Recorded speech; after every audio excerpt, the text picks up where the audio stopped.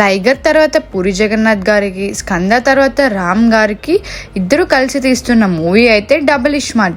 అయితే ఇస్మార్ట్ శంకర్కి సీక్వెల్గా ఈ చిత్రం అయితే వస్తుంది. సో ఈ చిత్రం అయితే ప్రేక్షకుల ముందుకి ఈ రోజు అయితే వచ్చేసింది. సో ఈ సినిమా రిజల్ట్ ఏంటి, పాజిటివ్స్ ఏంటి, నెగిటివ్స్ ఏంటి, మా ఫిల్మీ బౌల్ రేటింగ్ ఏంటి, ఈ మూవీ వెర్డిక్ట్ ఏంటో ఆ డీటెయిల్స్ చూసే ముందు మన ఫిల్మీ బౌల్ ఛానల్ని లైక్ చేయండి, షేర్ చేయండి, సబ్స్క్రైబ్ చేయండి. So coming to the video, brain tumour కారణంగా 3 నెలలు చనిపోతానని తెలుసుకున్న బిగ్ బుల్ అదే అండి సంజయ్ దత్. బ్రెయిన్ ట్రాన్స్ఫర్ ద్వారా కలకాలం బ్రతుకుండాలని చేసే ప్రయత్నంలో ఆల్రెడీ హైదరాబాద్లో బ్రెయిన్లో యూఎస్బీ పోర్ట్ని పెట్టుకుని బ్రతుకుతున్న ఇస్మార్ట్ శంకర్ గురించి తెలుసుకుంటాడు. తన బ్రెయిన్ను శంకర్ బుర్రలోకి ట్రాన్స్ఫర్ చేసి తన భవిష్యత్ ముందుకు తీసుకెళ్లాలనుకుంటాడు. ఈ క్రమంలో శంకర్ అండ్ బిగ్ బుల్ నడుమున జరిగే హోరాహోరీ యుద్ధమే డబుల్ ఇస్మార్ట్. సో ఇక చూసుకుంటే యాక్టర్స్ పనితీరు ఎలా ఉంది అంటే, ఇస్మార్ట్ శంకర్ అలియాస్ డబుల్ ఇస్మార్ట్గా రామ్ పోతినేని పాత్రలో పరకాయ ప్రవేశం చేస్తాడని చెప్పాలండి. ఆ బాడీ లాంగ్వేజ్ నుంచి ఆ యాస వరకు ప్రతి విషయంలో ఓల్డ్ సిటీని చూపిస్తుంది. ఇక డాన్స్ అండ్ ఫైట్స్తో అయితే మాస్ ఆడియన్స్కి ఫుల్ మీల్స్ అయితే పెట్టాడు. రామ్లో ఎనర్జీ వెండి తెరపై పొంగి పొర్లి దొల్లిపోయింది అనుకోండి. ఇక ఆడియన్స్కి అయితే మెంటల్ మాస్ అయితే ఫీస్ట్ అనే చెప్పాలి. కావ్య థాపర్ గ్లామర్ డోస్ బాగా యాడ్ చేసింది. డ్యాన్స్ విషయంలో రామ్ ఎనర్జీని అయితే ఆమె మ్యాచ్ చేసింది. ఇన్నాళ్ళ కెరియర్లో ఆమెకు బహుశా ఇదే మంచి హిట్ అనే చెప్పాలి. ఇంకా సంజయ్ దత్కి ఇది సెకండ్ తెలుగు మూవీ. ఇదివరకు చంద్రలేఖ అనే సినిమాలో గెస్ట్ రోల్లో కనిపించిన సంజు ఈ మూవీలో బిగ్ బుల్గా స్క్రీన్ ప్రెజెన్స్తో అయితే అట్రాక్ట్ చేశాడు.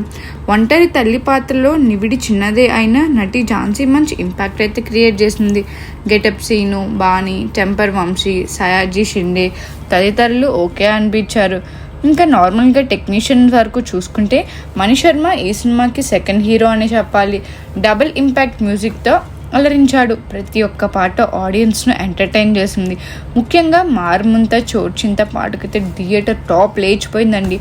ఇక బ్యాక్గ్రౌండ్ మ్యూజిక్ కూడా చాలా బాగుంది. శ్యామ్ కే నాయుడు సినిమాటోగ్రఫీ అయితే డీసెంట్గా ఉంది. ప్రొడక్షన్ డిజైన్ విషయంలో మాత్రం పూరి కెరియర్లోని చీపెస్ట్ అని చెప్పచ్చు. దాదాపుగా 25 CR కాస్టింగ్ మీద ఖర్చు చేసిన puri art work and production డిజైన్ను గాలికొదిలేశారు. సో కాకపోతే తనదైన శైలి డైలాగులతో మాత్రం ఎప్పట్లానే మ్యూజిక్ చేశారు. సింపుల్ కాన్సెప్ట్ని మరీ ఎక్కువ కాంప్లికేట్ చేయకుండా మదర్ సెంటిమెంట్ను సరిగ్గా వాడుకొని పక్కా కమర్షియల్ సినిమాను అందించాడు పూరి.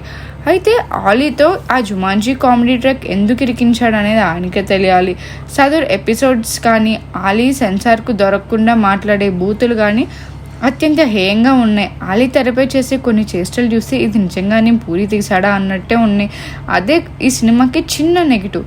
ఆలీ ఎపిసోడ్ని తీసేస్తే ఈ సినిమా మాస్ ఆడియన్స్ని అయితే చాలా అట్రాక్ట్ చేసిద్ది. సో ఓవరాల్గా వెర్డిక్ట్ చూస్తే చిన్న గ్యాప్ వచ్చినా కానీ రామ్ ఎనర్జీ, కావ్య అందాలు, మణి శర్మ మ్యూజిక్ ఆ గ్యాప్ని అయితే ఫిల్ చేశాయని చెప్పాలి. ప్రాపర్ పూరి రేంజ్ సినిమా కాకపోయినా ఆయన మునిపటి సినిమాలతో పోల్చి చూస్తే చాలా బెటర్. సో మాస్ ఆడియన్స్కి అండ్ గుర్రాలకి సినిమా అయితే పిచ్చగా ఎక్కేసిద్దండి. మా ఫిల్మీ బాల్ రేటింగ్ వచ్చేసి అయితే 3/5. ఈ మూవీ మీరు ఆల్రెడీ వాచ్ చేస్తుంటే మీకు ఎలా అనిపించిందో మాకు కామెంట్ సెక్షన్లో తెలియజేయండి. మరిన్ని మూవీ రివ్యూస్ కోసం, మూవీ అప్డేట్స్ కోసం ఫాలో అవ్వండి ఫిల్మీ బాల్.